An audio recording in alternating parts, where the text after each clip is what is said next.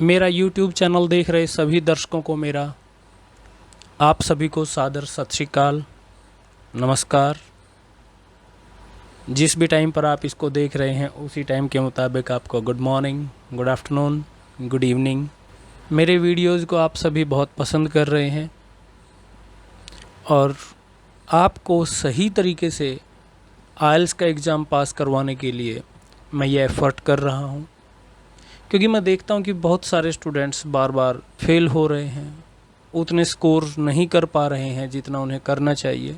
Students को कुछ basic चीज़ों का नहीं पता होता है, तो उन्हीं सब चीज़ों को उन्हें पढ़ा कर मुझे ये वीडियो बनाने के लिए प्रेरणा मिली है और एक छोटी सी कोशिश है आप सभी को के लिए कि आप इनको अच्छे से समझें, बिना किसी डर के इस एग्ज़ाम की तैयारी करें, आप ज़रूर कामयाब होंगे। तो आज का जो वीडियो है, इस वीडियो को समझने के लिए पहले आपने मेरा इससे पहले का एक वीडियो मैंने डाला था पैसिव वॉइस के बारे में, वो वीडियो ज़रूर देखें। उस वीडियो के देखते ही आपने इस वीडियो को देखना है। तो इस वीडियो की जो पहली स्लाइड है, आपके सामने जो स्क्रीन देख रहे हैं, ये पिछला रिवीजन है। उसमें मैंने आपको बताया था कि प्रेजेंट कंटिन्यूअस टेंस के पैसिव कैसे बनते हैं, उसी का एक छोटा सा रिवीजन। अभी हमारे शहर में एक फ्लाईओवर बन ही रहा है, जब भी देखते हैं बन ही रहा है, तो मैंने सेंटेंस लिख दिया, the flyover is being constructed. कौन बना रहा है मैंने कभी नहीं पूछा, क्यों बन रहा है कभी नहीं पूछा, कब तक बनेगा नहीं पूछा मैंने कभी किसी से। बस हमारे लिए जो ज़रूरी है वो ये है कि फ्लाईओवर का निर्माण किया जा रहा है, कौन कर रहा है, क्यों कर रहा है, कब तक करेंगे, कुछ नहीं मैटर करता। हमारे लिए मैटर करता है फ्लाईओवर, उसके ऊपर जो काम चल रहा है वो कंस्ट्रक्ट का काम हो रहा है। तो सेंटेंस आपका सिंपल सा है, the flyover is being constructed. दूसरा एग्जांपल मैंने लिया, बाइक इज़ बीइंग रिपेयर्ड। कौन बाइक रिपेयर कर रहा है, कितनी देर में करेगा नहीं पता। जब भी मैं उससे पूछता हूँ भाई मेरी बाइक दे दे मुझे, कह रहे हैं जी अभी काम कर रहे हैं, रुक जाओ थोड़ी देर। मेरे सेंटेंस बोलने के टाइम पर वो बाइक की रिपेयर करे जा रहे हैं, कौन कर रहा है मुझे नहीं पता। मेरे लिए मेरी बाइक इम्पोर्टेंट है, तो आपके लिए सेंटेंस है बाइक इज़ बीइंग रिपेयर्ड। जब ये फ्लाईओवर पूरा हो जाएगा, ख़त्म हो जाएगा, बन के तैयार हो जाएगा पूरी तरह से, तब मैंने बोल देना है the flyover has been construct. जैसे ही मिस्त्री मुझे कहेगा कि आपकी बाइक रिपेयर हो गई है, ले जाओ आप। अब बाइक किसने रिपेयर की मुझे नहीं बताया, मुझे सिर्फ इतना बताया गया कि जो बाइक के ऊपर रिपेयर करने का काम चल रहा था वो ख़त्म हुआ, तो the bike has been repaired. मुझे पता चला है एक और चीज़ का कि शहर में एक और नया फ्लाईओवर बनना है। ठीक है जी, बना दो, अच्छी बात है। फ्यूचर में बनना है, फ्यूचर में जो कोई भी काम आपका होना है, विल के साथ आपने बी लगा देनी है। मैं आपको एक बार फिर से याद दिला दूं, पैसिव के हर एक सेंटेंस बी फैमिली का होना बहुत ज़रूरी है। अगर आपका सेंटेंस कंटिन्यूअस टेंस में है तो आपने बी के पीछे इंग लगाना है।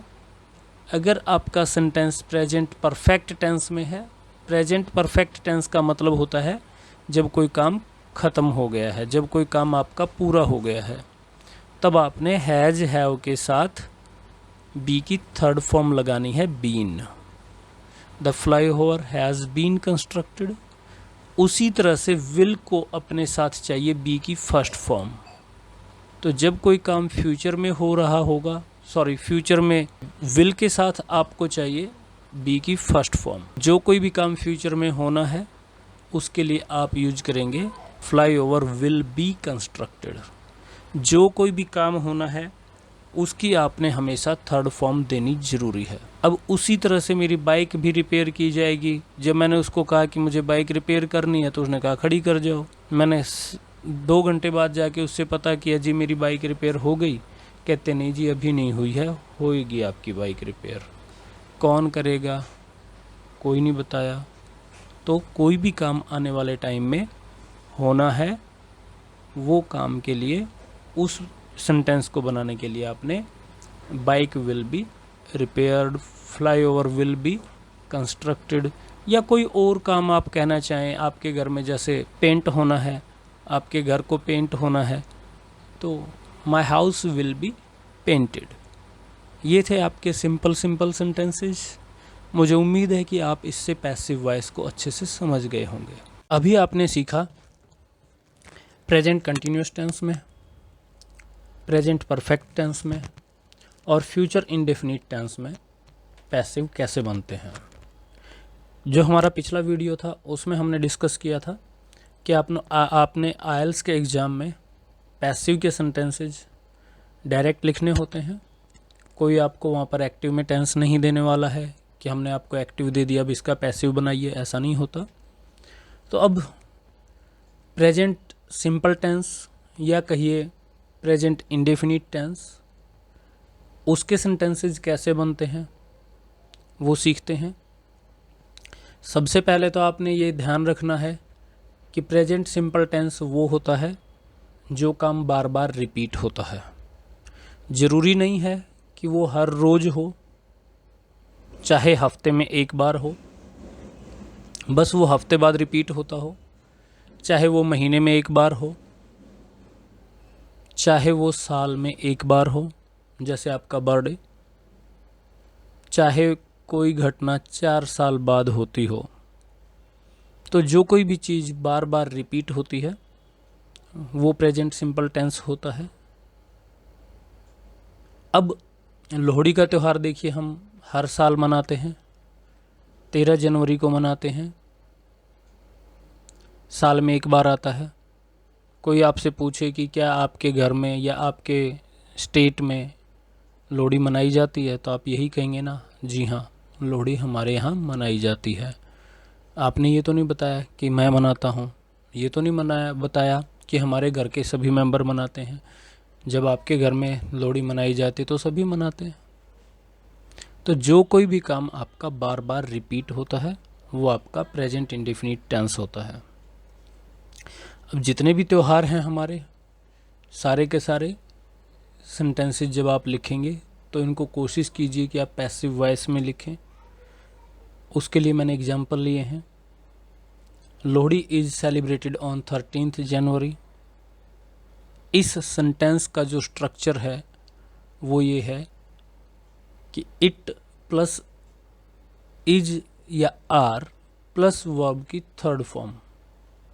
अब लोहड़ी को मैंने इट रख लिया, इज आना है क्योंकि सिंगुलर है, और काम कौन सा होता है इसके ऊपर, वो होता है सेलिब्रेट।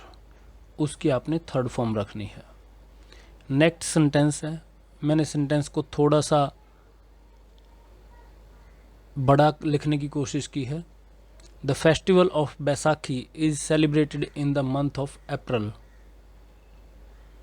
मैं अकेला बैसाखी भी लिख सकता था, कोई इश्यू नहीं है।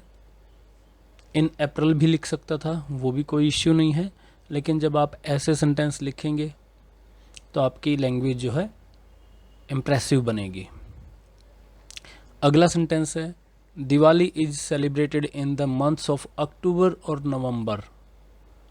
अब या तो ये अक्टूबर में आ जाती है या ये नवंबर में आ जाती है, तो इसलिए मैंने इसको लिखा है अक्टूबर या नवंबर। अब अपने चारों तरफ नज़र दौड़ाइए और चीज़ों को देखिए, एक्सपीरियंस कीजिए। कुछ सड़क हर साल रिपेयर होती हैं, कुछ 2 साल बाद होती हैं, डजेंट मैटर, रिपीट तो होती हैं ना। तो roads are repaired every year. आपका घर है, आप इसको हर साल पेंट करवाते होंगे। My house is painted every year. कोई फॉरेनर आया और वो काफ़ी सारी स्टेट घूमा हमारे देश की, जहाँ जहाँ वो गया उसको एक अलग ही लैंग्वेज मिली, बेचारा कंफ्यूज हो गया। आखिर में उसने मेरे से पूछा, आपके यहाँ कितनी लैंग्वेज बोली जाती हैं? मैंने उसको जवाब दिया, many languages are spoken in my country. उसने मुझसे लैंग्वेज के बारे में पूछा था, मैंने उसको लैंग्वेज के बारे में बता दिया। आजकल सेमेस्टर सिस्टम चल रहे हैं, साल में 2 बार एग्ज़ाम होते हैं, तो उसके लिए हमने लिख दिया कौन एग्ज़ाम कंडक्ट करता है कौन नहीं, कुछ नहीं बताया। Exams are conducted twice a year. मुझे उम्मीद है आपको ये पॉइंट समझ में आ गया होगा। नेक्स्ट स्लाइड देखिए। अभी जो आपने प्रेजेंट इंडेफिनिट टेंस में पैसिव सेंटेंस बनाने सीखे हैं, इसको आपने आइल्स के प्रोसेस चार्ट में कैसे यूज करना है वो आपको समझाया गया है। आपके लिए मैंने एक ब्रिक्स मैन्युफैक्चरिंग का प्रोसेस चार्ट लिया है। इसमें सबसे पहला आप देखेंगे कि एक डिगर है। डिगर एक जेसीबी मशीन तरह का एक मशीन है, उसकी हेल्प से मिट्टी की खुदाई की जा रही है। जो मिट्टी होती है चिकनी मिट्टी होती है, तभी उसकी ईंट बनती है, क्योंकि वो आपस में एक दूसरे से मिट्टी जुड़ी रहती है। अगर रेत होगा तो वो एक दूसरे से जुड़े नहीं रहेंगे। तो जो मिट्टी चिकनी मिट्टी होती है उसको क्ले बोलते हैं। खुदाई करने के लिए जो वर्ब यूज की गई है वो डिग होती है। डिग की थर्ड फॉर्म आपने यूज करनी है। डिग की थर्ड फॉर्म होती है डग। तो सेंटेंस बन गया, the clay is dug up from the ground by a large digger.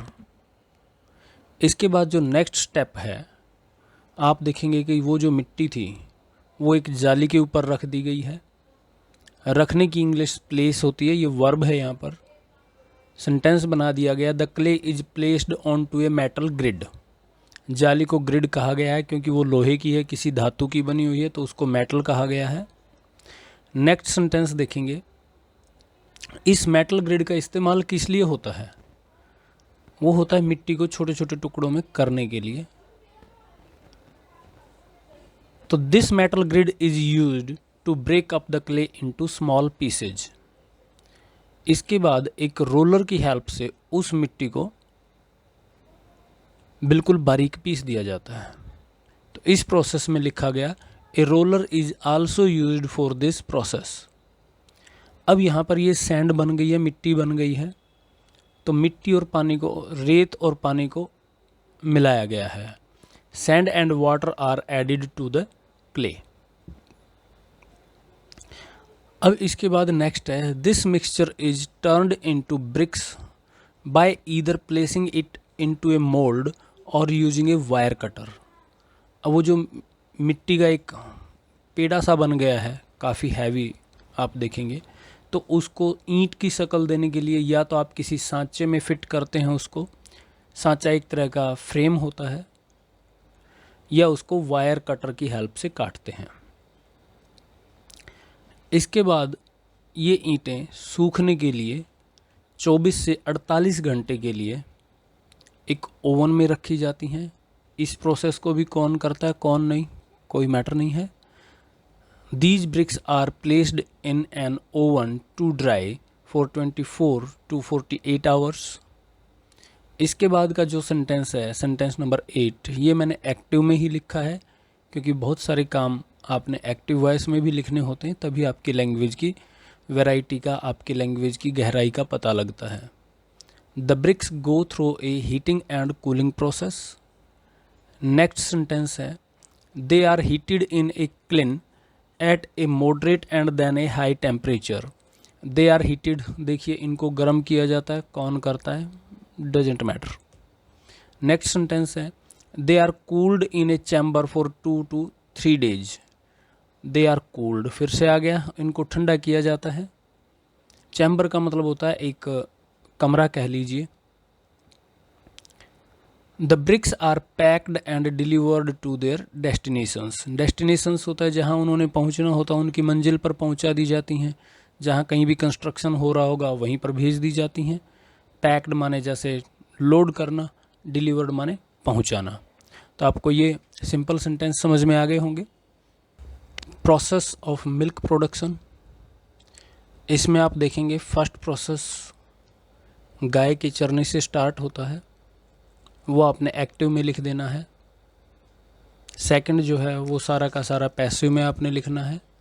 The cows are milked using a milking machine twice a day. Twice a day का मीनिंग है दिन में 2 बार। यूजिंग ए मिल्किंग मशीन का मतलब है milk machine का प्रयोग करते हुए। The cows are milked. Milk यहाँ पर वर्ब है जिसका मीनिंग है दूध निकालना, पंजाबी च कहिए तो धार चोना। नेक्स्ट सेंटेंस है आपका, the milk is put into refrigeration storage. Milk को कहाँ पर रखा जाता है? रेफ्रिजरेशन वाले स्टोरेज में रख दिया जाता है। स्टोरेज का मतलब है बड़ा सा फ्रिज जिसमें हम स्टोर करके रखते हैं कोई चीज़। नेक्स्ट सेंटेंस है, the milk is delivered by tanker to the dairy. अब जहाँ पर उसको कलेक्ट किया गया था, आप अपने आस पड़ोस देखेंगे बहुत सारी छोटी मोटी डेयरी खुली होती हैं। यहाँ पर दूध को असल में इकट्ठा किया जाता है और जहाँ पर प्लांट बने होते हैं वहाँ पर दूध को प्रोसेस किया जाता है।